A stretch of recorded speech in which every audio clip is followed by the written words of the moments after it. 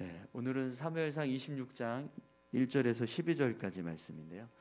하나님을 두려워하는 믿음이라는 제목으로 같이 함께 말씀을 좀 나누겠습니다. 오늘 본문 말씀을 보면 사울 왕이 다시 다윗을 죽이려고 하는 모습을 보게 됩니다. 그런데 우리가 24장에서 사울 왕이 다윗을 이스라엘의 왕으로 인정하고 또 하나님께서 너를 왕으로 세우시면 내 후손들을 살려달라 이렇게 다윗에게 맹세하게 했던 모습을 우리가 기억하고 있습니다. 사울 왕이 더 이상 다윗을 죽이지 않을 것처럼 그렇게 굳은 맹세를 하고 다윗과 함께 하나님 앞에서 맹세한 후에 그리고 각자 길로 돌아가는 모습을 우리가 사무엘상 24장에서 보았습니다. 그런데 오늘 본문 말씀을 보면 10사람이 사울 왕에게 찾아와서 다윗이 지금 하길라 산숲에 숨어 있다라는 이야기를 합니다. 그러자 사울 왕은요 또다시 다윗을 죽이기 위한 시도를 해요. 그래서 오늘 본문에 보면 이제 정예 부대 3,000명, 이스라엘에서 택한 3,000명의 정예 부대를 이끌고 다시 다윗이 숨어 있는 이 하길라 산에 진을 치는 모습을 우리가 보게 됩니다. 우리 1절에서 3절까지 말씀 함께 보겠습니다. 10사람이 기브아에 와서 사울에게 말하여 이르되 다시 광야 앞 하길라 산에 숨지 아니하였나이까 하며 사울이 일어나 10광야에서 다윗을 찾으려고 이스라엘에서 택한 사람 3,000명과 함께 10광야로 내려가서 사울이 광야 앞 하길라 산 길가에 진치니라. 다윗이 광야에 있더니 사울이 자기를 따라 광야로 들어옴을 알고. 아멘. 여러분, 10사람들이 찾아와서 다윗이 숨어 있는 장소를 알려준 이 모습은 사울에게는 다시 한번 기회가 찾아온 겁니다. 다윗을 죽일 수 있는 절호의 찬스를 잡게 된 거죠. 굉장히 좋은 기회가 주어졌다라는 거죠. 지난번에도 우리가 24장에서 10사람들이 다윗을 잡기 위해서 사울 왕에게 어떻게 도와줬었는지 그 모습을 우리가 잘 알고 있습니다. 아주 구체적으로 다윗이 어디에서 무엇을 하고 있고 어떻게 지금 진을 치고 있고 이런 아주 자세한 사항들을 정탐을 해서 그걸 사울 왕에게 다 알려주죠. 그래서 사울 왕이 이 10사람들의 도움을 받아서 다윗이 숨은 곳을 계속 쫓아다니니까 다윗이 여기에 있다가 저기에 있다가 도망가는 곳, 이곳에 있으면 사울 왕이 또 쫓아가고 저곳에 있으면 또 사울 왕이 그곳에 쫓아가고 이런 쫓고 쫓기는 그런 추격전이 벌어졌었는데 이번에도 또다시 그런 상황이 벌어질 수 있는 기회가 사울 왕에게 주어진 거예요. 그랬을 때 사울 왕이 그 기회를 잡기 위해서 하길라 산으로 내려가는 모습을 우리가 오늘 본문을 통해서 보게 됩니다. 그런데 여러분, 사울 왕은요 앞에서 하나님 앞에 맹세한 내용이 있어요. 다윗을 죽이지 않겠다. 다윗은 이스라엘의 왕이 될 거다. 그리고 다윗도 내 후손들을 해치지 않아 주겠다라고 그렇게 맹세했던 하나님 앞에서 맹세한 두 사람의 언약의 모습이 있습니다. 근데 그 모습을 지금 사울 왕이 어떻게 행하고 있는 거죠? 그냥 쉽게 무너뜨리는, 깨트려 버리는 일을 하고 있는 겁니다. 앞에서 그렇게 하나님 앞에서 맹세하고 결단을 해놓고 죽이지 않겠다고 이야기하고 더 이상 내가 너를 죽이지 않겠다라고 이야기하고 그리고 나서 돌아갔는데 다시 기회가 오니까 그냥 그 기회를 잡아버리는 일을 하고 있다라는 거죠. 이 모습은요 사울 왕이 하나님을 경외하지 않는 사람이라는 걸 그대로 보여주고 있는 겁니다. 그가 살아가는 삶의 모습에서 그의 삶의 어떤 일들을 결정하는 기준은 그냥 내가 주인인 것, 내가 하고 싶은 것, 내가 원하는 것, 그걸 하는 것이 사울 왕의 삶의 모습이었습니다. 하나님을 경외하지 않는 사람의 삶의 모습은요 늘 하나님을 생각하지 않습니다. 하나님이 나를 어떻게 생각하시는가? 하나님께서 나를 지금 보고 계신다. 이것을 전혀 염두에 두지 않고 그냥 내가 하고 싶은 일을 하면서 살아가는, 그것이 하나님을 경외하지, 하나님을 믿지 않는 사람들의 모습인 거죠. 그런데 오늘 본문 말씀을 보면 다윗의 모습을 보게 돼요. 다윗은 그렇지 않았습니다. 다윗이 사울 왕이 하길라산 광야에 내려온 사실을 알게 됩니다. 그래서 정탐꾼을 보내서 사울 왕의 위치를 파악을 해요. 그리고 은밀히 사울 왕의 진영으로 침투를 하기 위한 준비를 합니다. 우리 4절에서 7절까지 말씀 보겠습니다. 이에 다윗이 정탐꾼을 보내어 사울이 과연 이른 줄 알고 다윗이 일어나 사울이 진친 곳에 이르러 사울과 네리의 아들 군사령관 아브넬이 머무는 것을 본즉 사울이 진영 가운데 누웠고 백성은 그를 둘러 진쳤더라. 이에 다윗이 햇사람 아히멜렉과 수루야의 아들 요압의 아우 아비새에게 물어 이르되 누가 나와 더불어 진영에 내려가서 사울에게 이르겠느냐 하니 아비새가 이르되 내가 함께 가겠나이다. 다윗과 아비새가 밤에 그 백성에게 나아가 본즉 사울이 진영 가운데 누워 자고 창은 머리 곁 땅에 꽂혀 있고 아브넬과 백성들은 그를 둘러 누웠는지라. 아멘. 저기 권사님, 김호미 권사님 건반 좀 죽여주세요. 네. 잡음이 지금 떠서. 네. 네. 네. 다윗이 지금 정탐꾼들을 데리고 이제 사울 왕의 진영을 살피러 내려갔습니다. 진영 안을 이제 확인을 해서 다 잠들어 있다는 걸 알고 이제 진영 안으로 들어갈 한 사람을 지금 선발을 해요.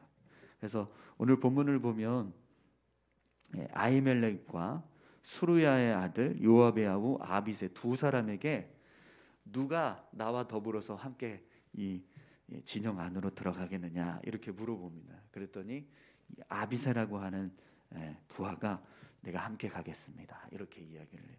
그래서 다윗이 이제 아비새와 함께 사울이 이제 잠들어 있는 사울의 진영 안으로 들어갑니다.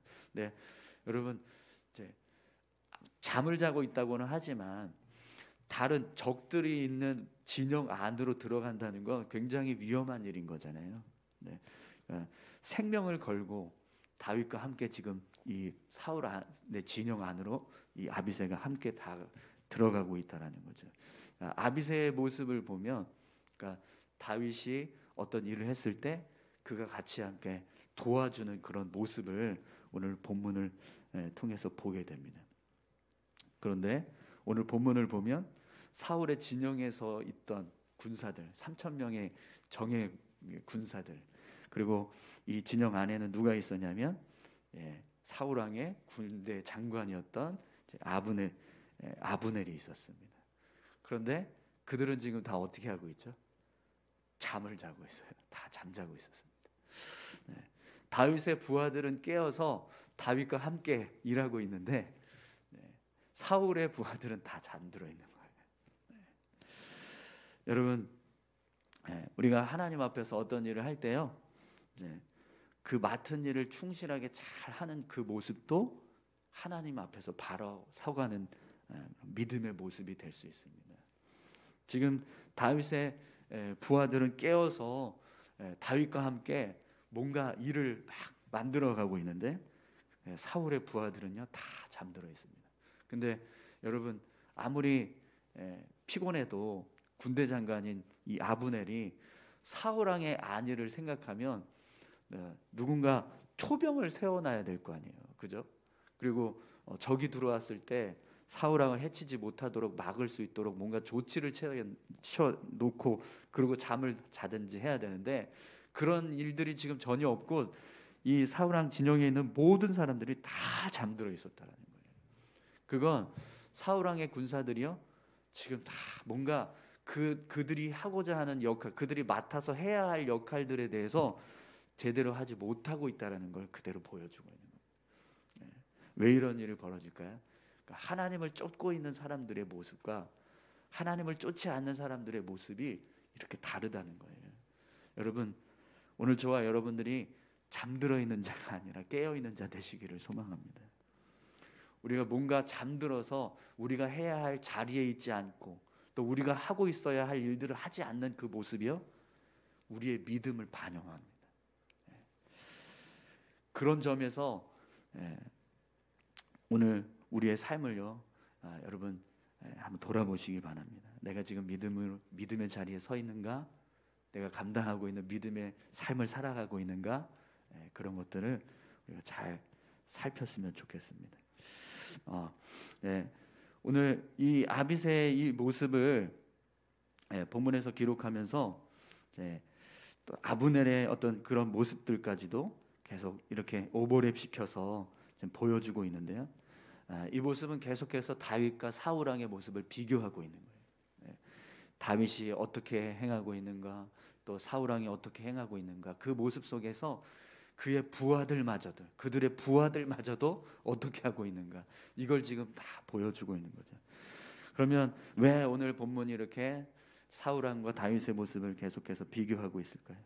다윗은 사울 왕처럼 그렇게 하나님 앞에서 어떤 언약했던 것, 또 어떤 맹세를 했던 것에 대해서 쉽게 깨트리지 않고 하나님의 뜻을 따라서 살아가는 모습을 보여주게 됩니다. 여러분, 우리 8절에서 10절까지의 말씀을 함께 보겠습니다. 아비새가 다윗에게 이르되 하나님이 오늘 당신의 원수를 당신의 손에 넘기셨나이다. 그러므로 청하오니 내가 창으로 그를 찔러서 단번에 땅에 꽂게 하소서. 내가 그를 2번 찌를 것이 없으리이다 하니 다윗이 아비새에게 이르되 죽이지 말라. 누구든지 손을 들어 여호와의 기름 부음 받은 자를 치면 죄가 없겠느냐 하고 다윗이 또 이르되 여호와께서 살아계심을 두고 맹세하노니 여호와께서 그를 치시리니 혹은 죽을 날이 이르거나 또는 전장에 나가서 망하리라. 아멘. 모든 사울 왕의 진영에 있던 모든 사람들이 다 잠들어 있으니까 아비새가요 이렇게 이야기합니다. 하나님이 오늘 당신의 원수를 당신의 손에 넘기셨나이다. 그러므로 청하오니 내가 창으로 그를 찔러서 단번에 땅에 꽂게 하소서. 내가 그를 2번 찌를 것이 없으리이다. 지금 앞에서 10사람들이 사울 왕에게 찾아와서 다윗이 하길라 산에 지금 숨어 있다라고 했을 때 그 모습을 사울 왕은 절호의 찬스라고 생각해서 그걸 잡았어요. 그런데 지금 다윗에게도요 굉장히 좋은 절호의 찬스가 찾아왔습니다. 그죠? 모든 사람들이 다 잠들어 있었고, 그리고 이제 이 아비새와 다윗이 사울 왕의 진영으로 들어갔어요. 그리고 눈앞에 사울 왕이 지금 누워 있습니다. 잠들어 있어요. 어느 누구도 자신들이 여기 들어와 있는 것에 대해서 알지도 못하고 있고 전혀 눈치채지 못하고 있는 이런 상황. 그때 아비새가 볼 때는요, 야, 역시 하나님은 다윗과 함께 하시는구나. 이렇게 좋은 기회를 하나님께서 주셨구나. 그래서 다윗에게 이야기하는 거예요. 한 번으로 죽일 수 있습니다. 2번 찌를 필요도 없습니다. 제가 하나님께서 주신 이 기회를 가지고 아주 단번에 사울 왕을 끝내버리겠습니다. 이렇게 이야기를 하는 거죠. 그런데 여러분, 이미 다윗은요 엔게디 굴에서 부하들에게 그렇게 이야기했어요. 하나님께서 기름 부어 세우신 자를 치는 사람은 범죄하는 거예요.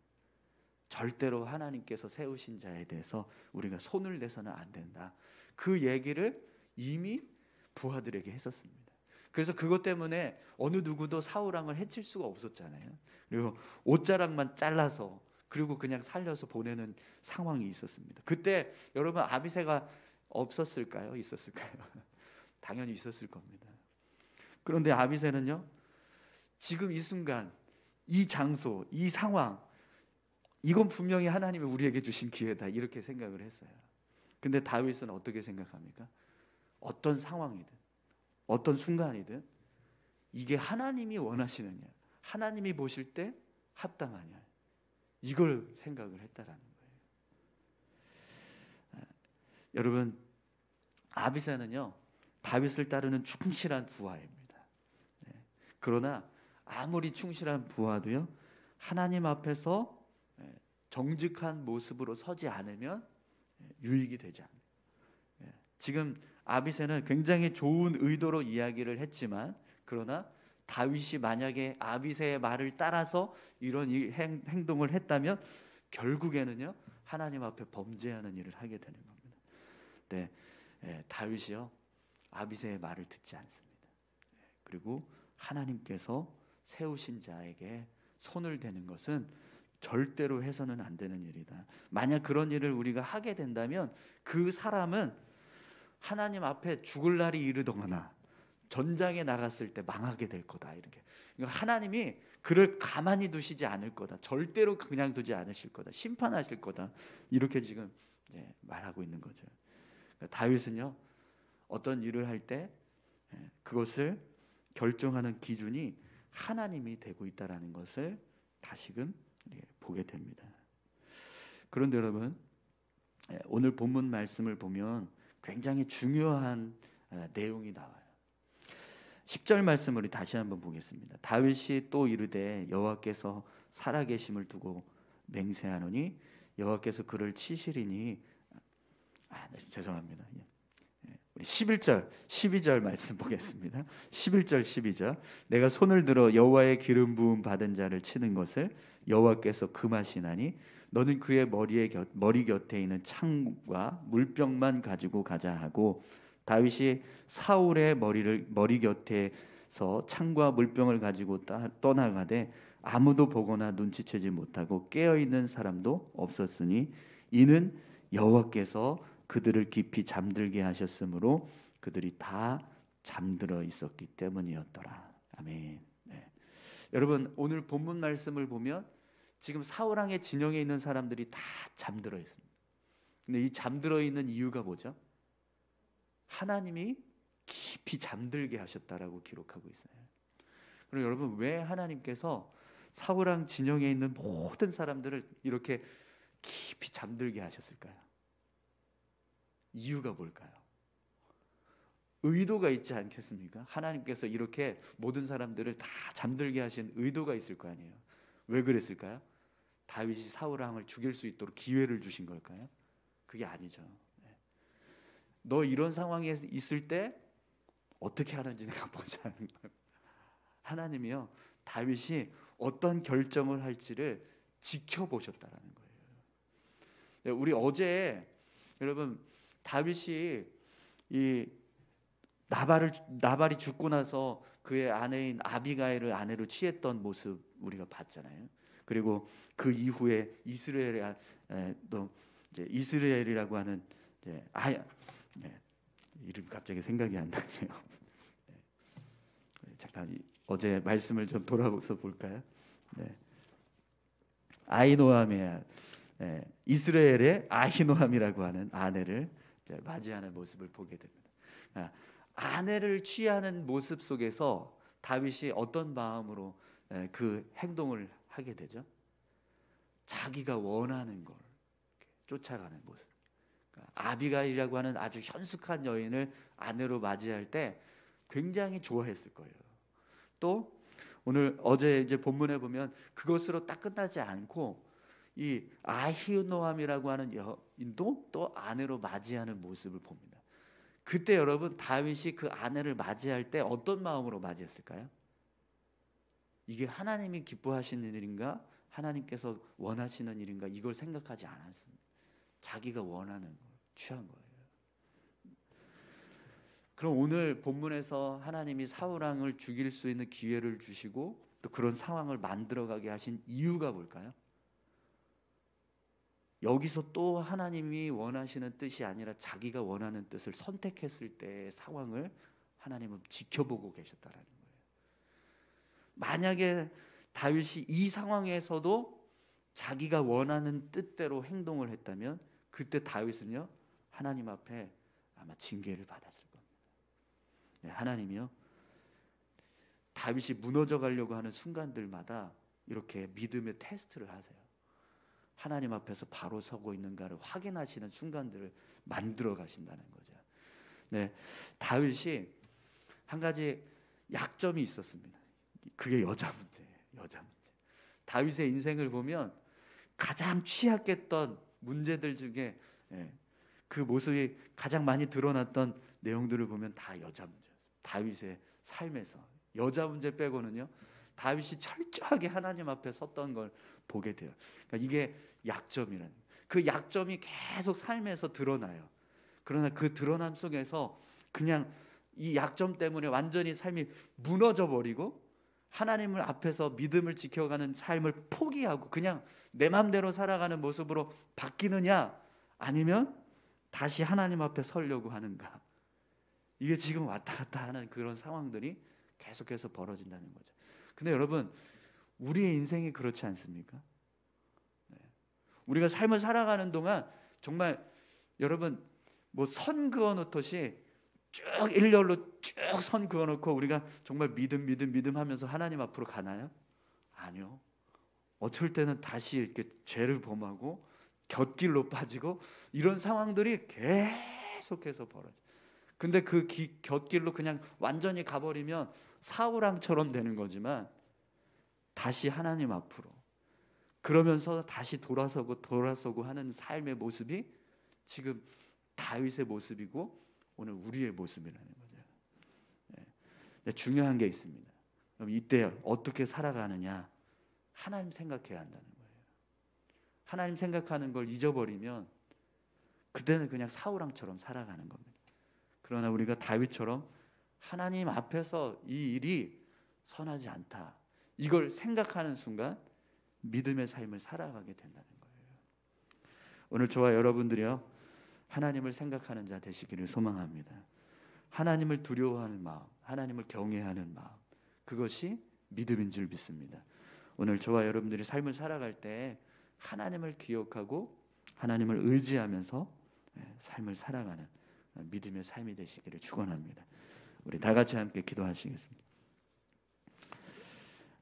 우리 다윗처럼 하나님, 우리가 정말 매 순간 온전한 모습으로 설 수는 없지만, 그러나 믿음을 지키기 위해서 하나님 앞에 서기 위해 노력하는 삶을 우리가 살아갈 수 있게 해달라. 하나님이 기뻐하시는 삶을 이루어가기 위해서 우리가 힘쓸 수 있게 해달라고 여러분 같이 함께 다 같이 기도하시겠습니다. 하나님 아버지, 감사합니다. 우리의 삶을 주장하시고 우리를 인도하여 주심을 감사합니다. 하나님, 우리의 연약함과 부족함을 주님 아십니다.